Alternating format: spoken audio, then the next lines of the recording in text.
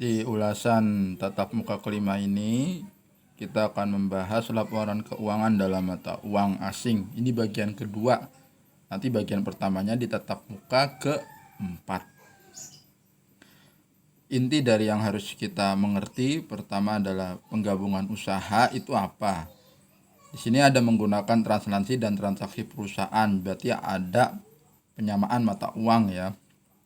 Laporan dengan mata uang asalnya.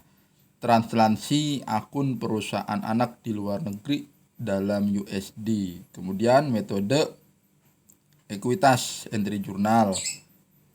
Jadi metodenya ini metode pencatatan entry jurnalnya. Kemudian neraca pembuatan laporan konsolidasi dalam bentuk jurnal dan dalam bentuk kertas kerja konsolidasi.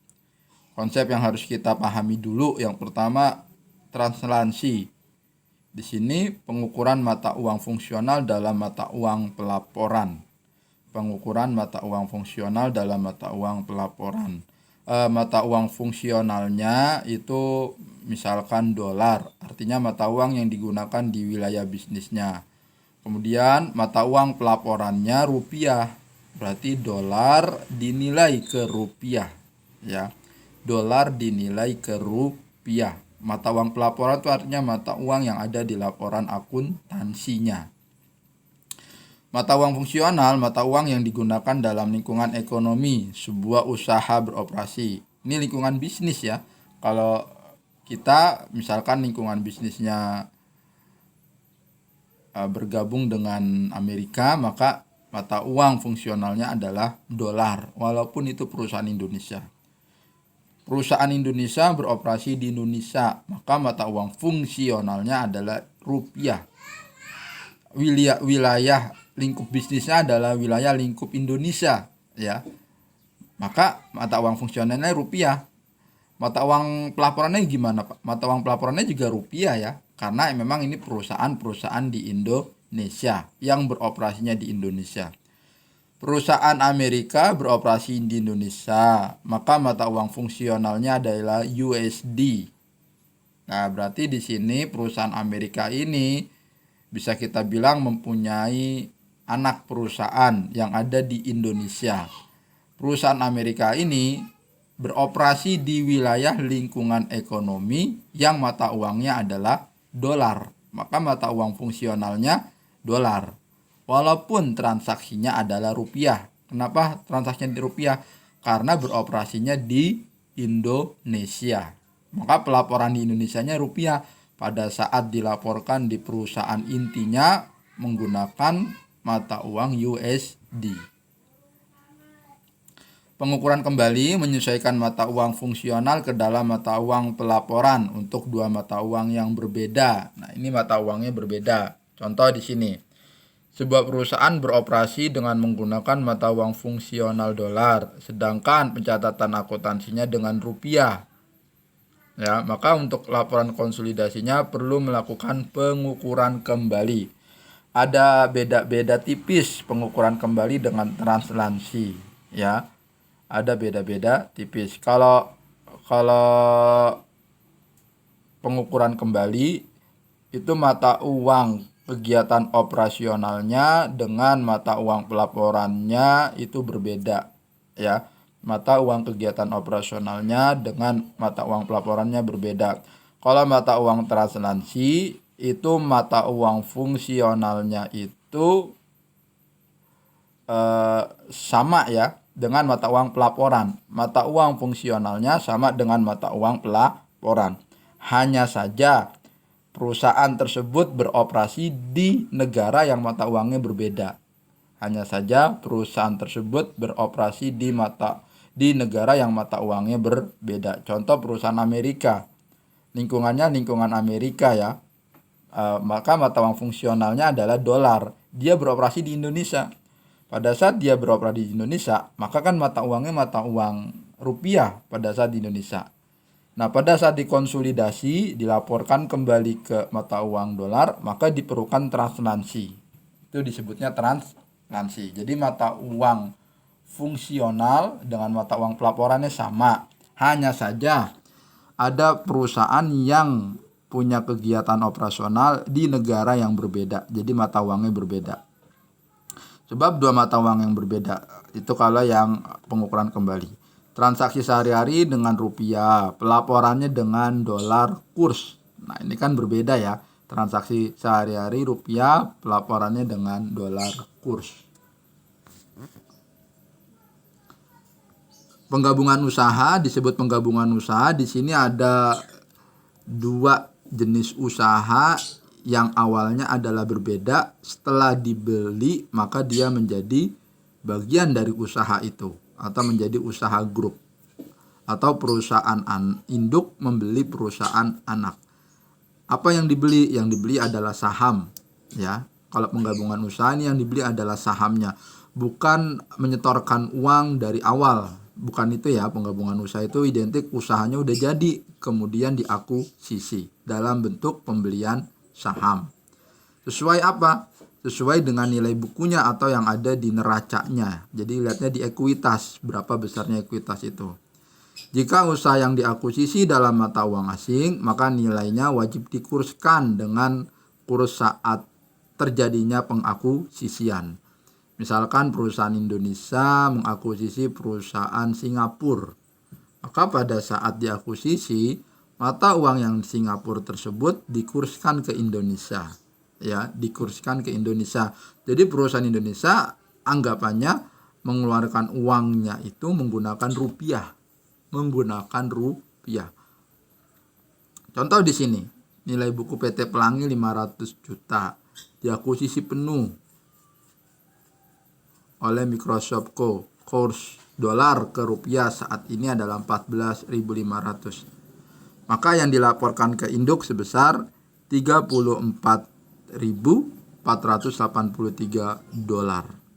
500 juta dibagi 14.500. Berarti si Microsoft kalau dalam bentuk dolar dia menyerahkannya berapa? 34.483 dolar.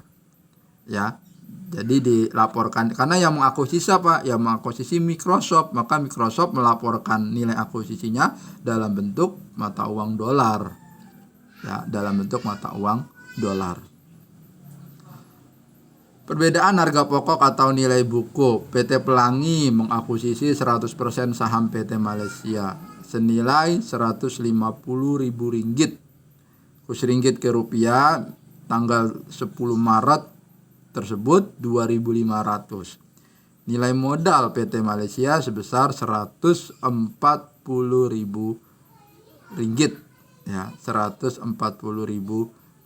Jadi nilai bukunya itu Rp140.000 dibayar sama PT Pelangi Rp150.000. Dibayar sama PT Pelangi Rp150.000.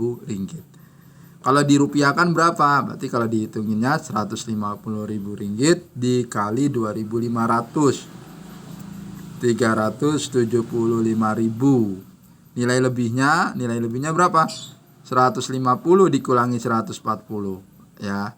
Kan di Malaysia itu 140 tapi dibayar 150, berarti ada nilai lebihnya Rp10.000.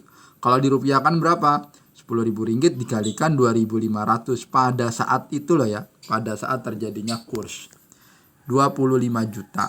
Nilai lebih dialokasikan ke goodwill dengan umur amortisasi selama 5 tahun. Asumsi, anggapan kalau di dalam soal ujian atau soal latihan-latihan. Kalau ada nilai lebih, dialokasikannya kemana? Di sini dialokasikannya ke goodwill selama 5 tahun. Berarti kalau dihitung per tahunnya secara rupiah berapa? 25.000 dibagi 5. Saat itu 5 juta rupiah. 5 juta rupiah. Kalau di Rp10.000 kan dibagi 5 tahun berapa? Berarti Rp2.000 per tahunnya ya. Perhitungan goodwill yang diamortisasi, nilai lebih ringgit Rp10.000 dibagi 5 tahun. Dapat deh itu hasilnya 2 juta ringgit. Nah, kalau buat menghitung selama 1 tahun berjalan dalam artian 2020, maka yang digunakan adalah kurs rata-ratanya ya. 2.300 asumsinya. Kemudian kurs Desembernya tahun 2020 itu 2.500. Berarti berapa nilai amortisasi kalau dalam bentuk rupiah selama tahun 2020? 2.300 dikalikan 2.000 ringgit, 4.600. Sorry, 4.600 dolar. 4.600 rupiah ya, 4.600 rupiah. Yang belum diamortisasi berarti sisanya ya. Yang belum diamortisasi ini kan dihitungnya di akhir tahun. Kalau dihitungnya di akhir tahun, maka kursnya menggunakan kurs akhir tahun. Kurs Desember 2020 sebesar 2.500. 2.500 dikalikan 8.000 ringgit. Hasilnya berapa? 20.000 ringgit. 20 juta rupiah. Hasilnya adalah 20 juta rupiah ya, bukan ringgit. Berikutnya di sini ilustrasi menggunakan statement nomor 52. Pat Corporation, sebuah perusahaan AS, membayar tunai 525.000 dolar untuk akuisisi yang nilainya itu sama dengan nilai wajarnya. Nilainya itu sama dengan nilai wajar. Kemudian pada saat pembeliannya itu di tanggal 31 Desember, nilai kurs untuk poundnya 1,50. Nah, ini namanya ditranslasikan ya. Ditranslasikan. Anggapannya di sini bagaimana? Anggapannya begini. Mata uang yang digunakan di dalam fungsionalnya adalah dolar. Kemudian ini terjadi di Inggris, membeli saham itu di Inggris. Mata uang fungsionalnya adalah dolar, dibeli di Inggris, kemudian mata uang pelaporannya adalah dolar. Mata uang pelaporannya adalah dolar. Jadi mata uang pelaporan dengan mata uang fungsional sama. Cuman yang dibeli adalah mata uang asing, maka itu prosesnya adalah translasi. Ketika kurs untuk ininya 1,50. Nah, berarti kalau mau dialihkan ke dalam dolar, dikalikanlah kursnya itu dengan dolar ya. Pada saat terjadinya pengakuisisian 1,50. Dapat deh tuh 140.000 pounds dikalikan 1,50 dolar. Hasilnya 210.000 dolar. Begitu juga dengan ekuitasnya. Nah, kalau kita lihat berapa nilai ininya secara dolar, berarti 300.000 dikalikan 300.000 tambah 75. 375 ya. 300.000 tambah 75, 375. Nah, yang dibayar 525.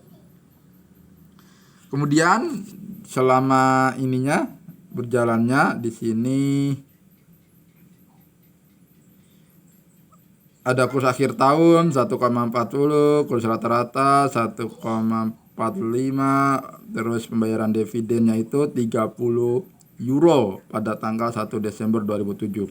Ketika kursnya 1,42 ya per dolar Inggris. Contoh di atas mata uang fungsional dolar, sedangkan mata uang negara asal yang anak perusahaannya adalah pounds Inggris, maka ditranslasi.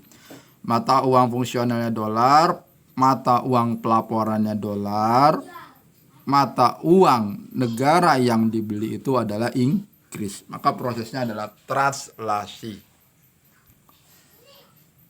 Setelah induk mengakuisisi anak, maka terjadi transaksi antara keduanya.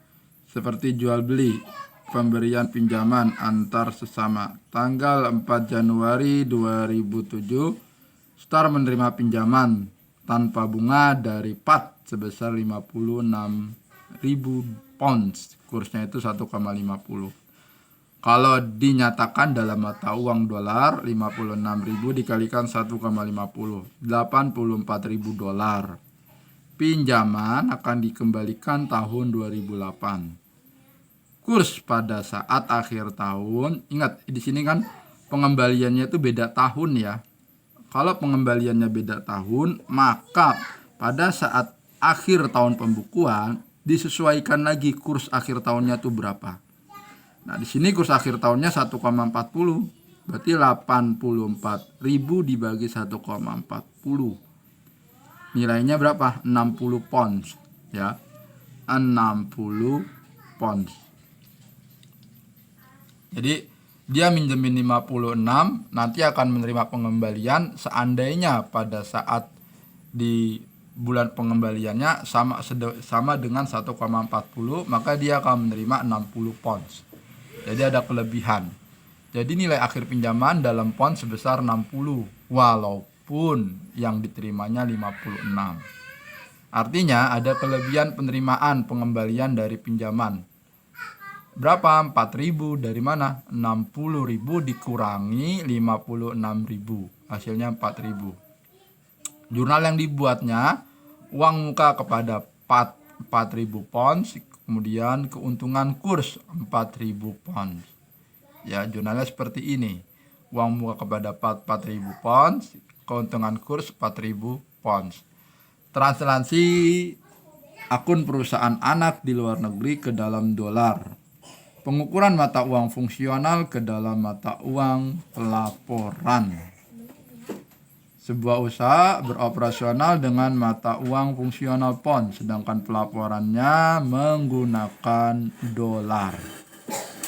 Operasional dengan mata uang pound, kemudian pelaporannya menggunakan dolar. Contohnya ya, cara mentranslasinya.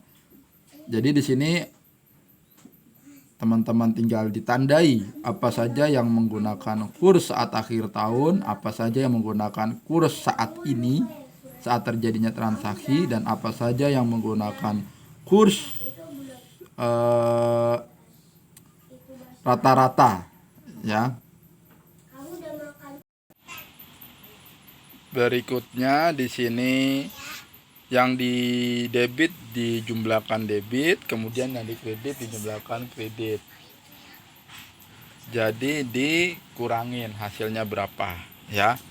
Kemudian di sini ada akumulasi laba komprehensif lainnya. Investasi dalam STAR dan kas. Nah, di sini kita mempelajari bagaimana cara mencari nilai 42.600 dan bagaimana mencari nilai 93.200, 28.600 dan 121.800. Kas 42.600 ini diperoleh dari 30.000 kali 1,42. 30.000 kali 1,42. Dilihat di sini. Apa sih sebenarnya ini? Nah, ini adalah penerimaan dividen. Kalau penerimaan dividen berarti jurnalnya kas pada investasi dalam STAR. Sini ada catatannya itu, pembagian dividen 30.000 pounds. Sesuai dengan yang di soal depannya nih ya. Nah, nih ada keterangan di sini nih. STAR membayar dividen 30.000. Berarti 30.000 dikalikan 1,42 kursnya. Kemudian investasi dalam STAR ini diperoleh dari 121 dikurangi 93.200. 121 itu adanya di dalam laba rugi ya. 121 di dalam laba rugi. Kemudian dikurangi 93.200. Ekuitas atas lihat di neraca saldo.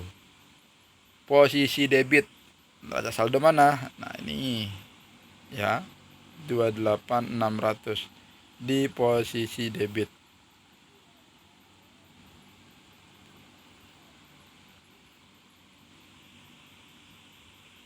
Ini ya. Nah, nih. Posisi debit 28.600, akumulasi laba komprehensif lainnya. Begitu juga dengan yang laba dari STAR 121.800, lihat di laba rugi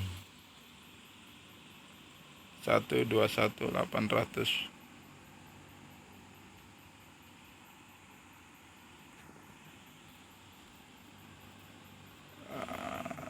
Sini nih laba ruginya ya. 121.800.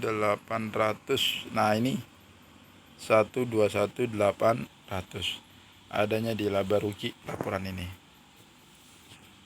Kemudian, nah ini dari mana hasil yang ini? Hasil ini adalah hasil translansi yang dari neraca saldo ini. Neraca saldo ini kalau disusun dia akan membentuk laporan laba rugi dan akan membentuk laporan neraca. Itu ya, maksudnya seperti itu. Kemudian di sini amortisasi dari kelebihannya. Kita ketahui di situ ya, amortisasinya itu tadi 100.000 dibagi 10 tahun dengan dikalikan kurs 1,45. 10.000 bagi 10 kan 1.000 ya. 10.000 ya, 10.000. 10.000 dikali 1,45 hasilnya 14.500. 14.500. Kemudian di sini, nah dari mana ini hak paten? Paten awal sebesar 100.000. Paten awal sebesar 100.000.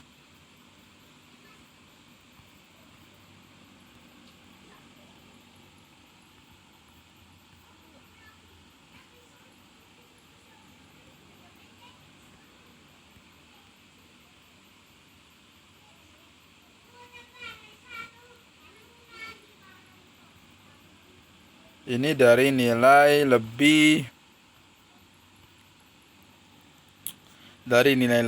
akuisisinya. Dari nilai lebih akuisisi. Dalam dolar dibagi dengan kurs yang 1,45. Jadi 100.000 dibagi 10 dikalikan 1,45. Ini ya. Nih. 150.000 dikurang 90.000 karena per tahunnya itu adalah 10.000, sudah terpakai sebesar 10.000 ya. Hasilnya 14.500. 10.000 dikalikan 1,50 dikurang 1,45.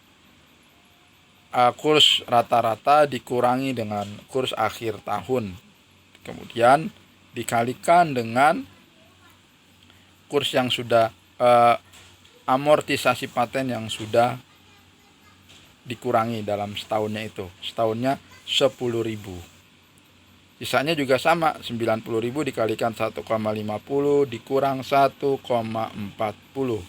perhitungan kursnya. Kemudian di sini ini rincian biaya investasi, lihat di soal di awal. Dividen yang diterima ada di soal yang awal juga. Ekuitas dalam laba bersih 121.800. Kerugian yang belum direalisasi ada di awal semua. Amortisasi paten juga sudah ada di awal. Kerugian transaksi yang belum direalisasi juga sudah ada di awal. Jadi tinggal dirincikan. Kemudian proses konsolidasi ini dalam bentuk pembuatan jurnal.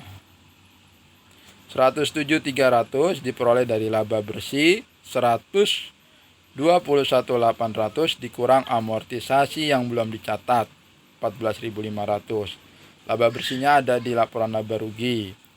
Dividen, pembagian dividen ya, dari pembagian dividen 42.600.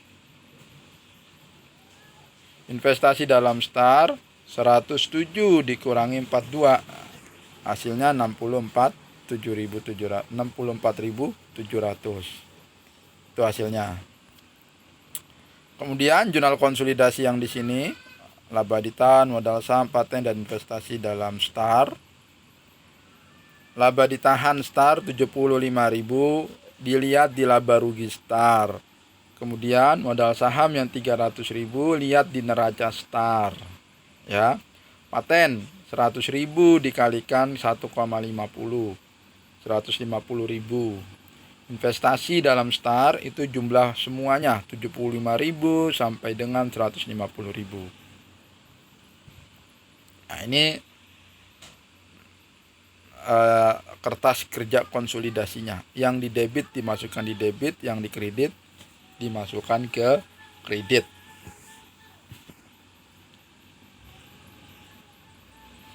Nah, silakan nanti diulas kembali yang ada di dalam materi ini, ya.